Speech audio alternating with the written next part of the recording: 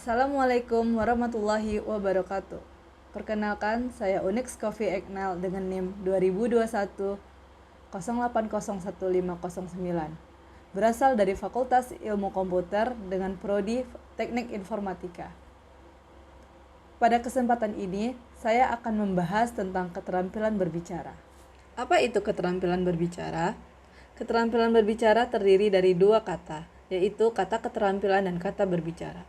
Kata keterampilan menurut Syah tahun 2013 memiliki arti kemampuan melakukan pola-pola tingkah laku yang kompleks, tersusun rapi secara mulus, dan sesuai dengan keadaan untuk mencapai hasil tertentu.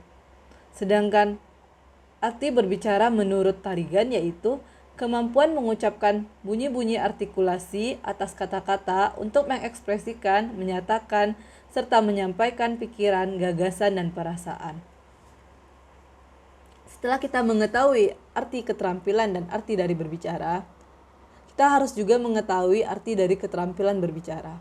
Keterampilan berbicara menurut Effendi tahun 2008 yaitu keterampilan mengucapkan bunyi-bunyi artikulasi atau mengucapkan kata-kata dan untuk menceritakan, mengekspresikan, menyatakan, menyampaikan pikiran, gagasan, dan perasaan kepada orang lain dengan kepercayaan diri untuk berbicara secara jujur, bertanggung jawab, dan benar, serta dapat menghilangkan masalah psikologi seperti rasa malu, rendah hati, berat lidah, dan lain-lain. Setelah mengetahui pengertian dari berbicara dan keterampilan berbicara, kita juga harus mengetahui apa sih tujuan kita berbicara, yaitu yang pertama, kita berbicara bertujuan untuk menyampaikan gagasan, untuk membangun pengetahuan pendengar yang sering disebut dengan informatif. Yang kedua, kita berbicara bertujuan untuk memberikan kesan menyenangkan bagi diri pembicara dan pendengar atau rekreatif. Yang ketiga, tujuan kita berbicara yaitu pembicaraan yang menekankan daya bujuk sebagai kekuatannya, yang sering disebut dengan persuasif. Yang terakhir, tujuan kita berbicara yaitu meyakinkan pendengar atas gagasan yang disampaikan oleh pembicara atau argumentatif. Kita sudah mengetahui pengertian dari keterampilan berbicara. Kita sudah tahu apa tujuan berbicara, dan sekarang kita harus tahu juga apa itu manfaat dari keterampilan berbicara. Manfaat dari keterampilan berbicara diantaranya adalah komunikasi antar individu dan kelompok menjadi lebih efektif, melancarkan pertukaran informasi, menambah kepercayaan diri, menambah karisma dan wibawa. Setelah itu, salah satu faktor mempermudah memperoleh pekerjaan dan juga menambah level nilai dalam diri kita. Dan yang terakhir, bisa mendapat kepercayaan dari masyarakat. Konteks kita bisa mendapatkan kepercayaan tersebut adalah dengan kemampuan atau keterampilan kita berbicara, kita dapat meyakini dan dapat meyakinkan orang lain terhadap argumen yang kita miliki.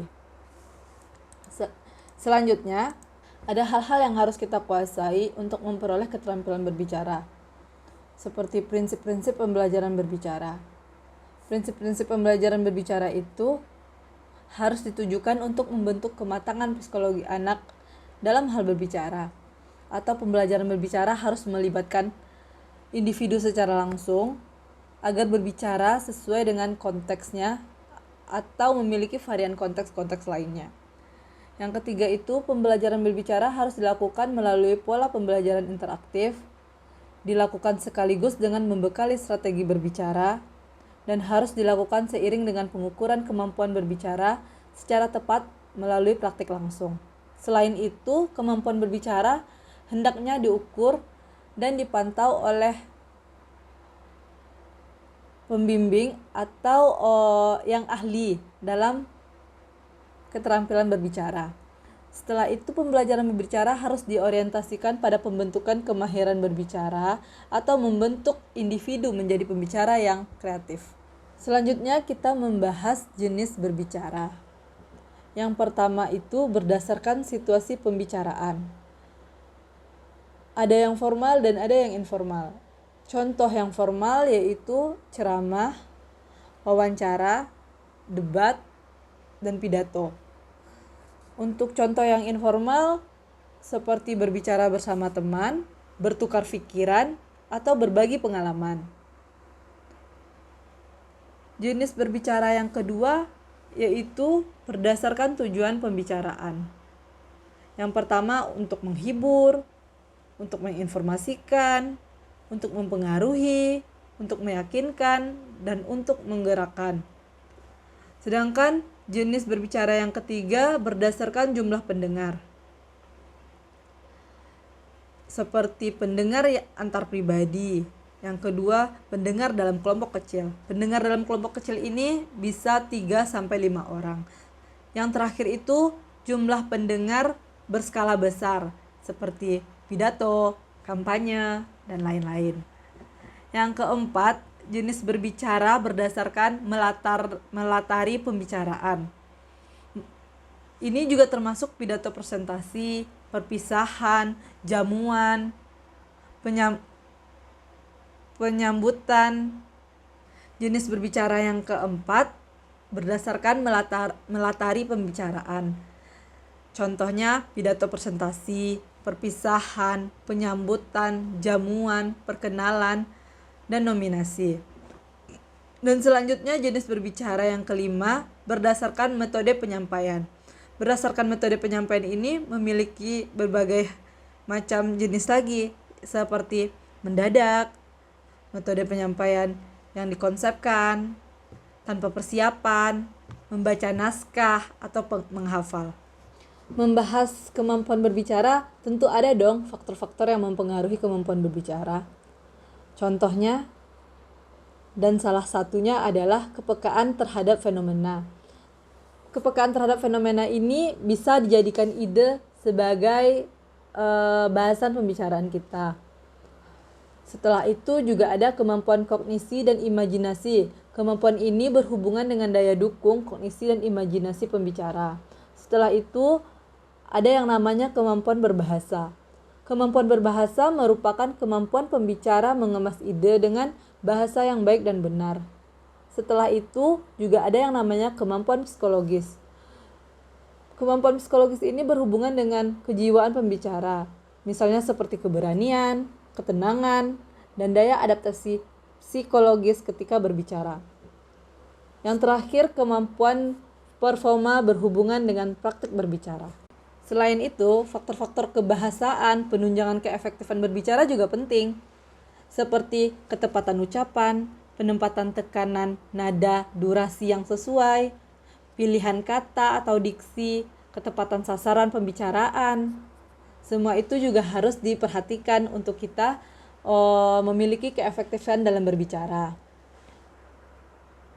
Tidak hanya keefektifan dalam berbicara, tetapi prosedur pembelajaran berbicara itu juga harus kita ketahui untuk kita bisa memiliki keterampilan berbicara yang baik. Karena prosedur itu jalan sebelum kita berbicara agar kita memiliki tatanan bahasa yang baik. Ada juga yang namanya proses pembelajaran berbicara. Proses pembelajaran berbicara memiliki 3 tahapan. Tahapan yang pertama itu perencanaan, tahapan yang kedua itu pemilihan, dan yang ketiga itu tahapan pemroduksian. Pada tahap perencanaan ini berguna untuk membangun ide dalam pikiran kita yang akan kita sampaikan ketika kita berbicara.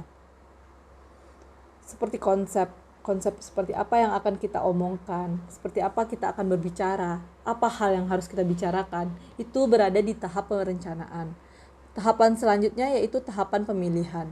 Dalam tahapan ini, kita melakukan berbagai aktivitas mental seperti membangun, mengembangkan, dan mengemas ide, serta kemampuan ini sangat berhubungan dengan situasi, kondisi, dan tujuan kita berbicara. Yang terakhir itu tahapan memproduksi. Tahapan ini secara langsung melakukan pembicaraan berdasarkan konteks dan tujuan tertentu. Nah, itu tadi pembahasan kita tentang keterampilan berbicara. Semoga bermanfaat. Saya Onyx Coffee Ekmel. Terima kasih. Assalamualaikum warahmatullahi wabarakatuh.